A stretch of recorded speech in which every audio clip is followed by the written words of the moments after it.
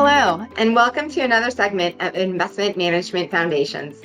My name is Yoshioka, and I am a Senior Portfolio Manager here at Wealth Enhancement Group. I'm here today to talk about international equities. When investors think about stocks, most of us here in the US gravitate towards large cap domestic stocks. Household names such as Microsoft, Pepsi, Procter & Gamble, Walmart, Boeing, and Eli Lilly.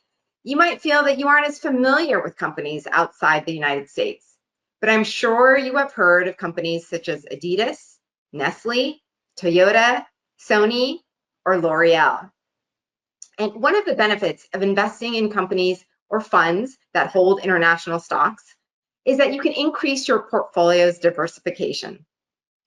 Markets outside the US don't always move in the same direction or by the same magnitude as the US markets.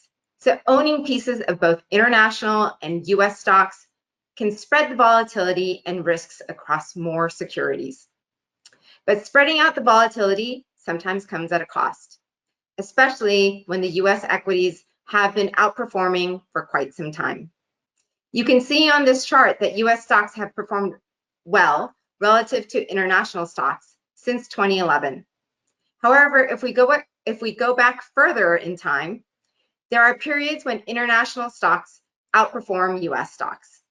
In fact, since 1975, the US outperformance over international stocks typically lasts around 8 years.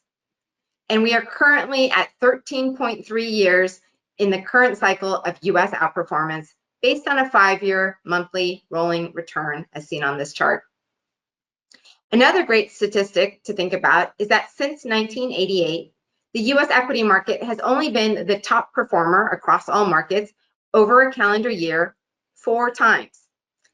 So that is the same as Switzerland and less than Austria, which has the designation of being the best performer 5 times in a calendar year.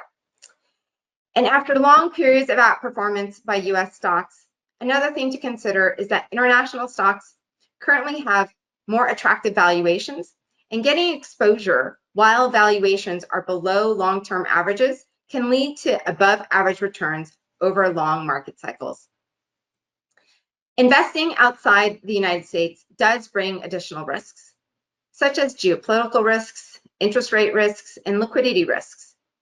And one of the bigger risks is currency risk. And this is why there's a line that shows the US dollar index alongside the monthly rolling returns.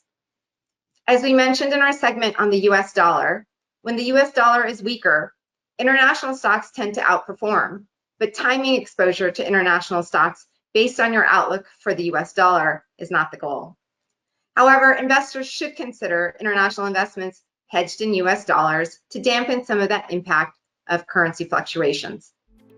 Thank you again for joining me today, and please tune in for the next episode of Investment Management Foundations.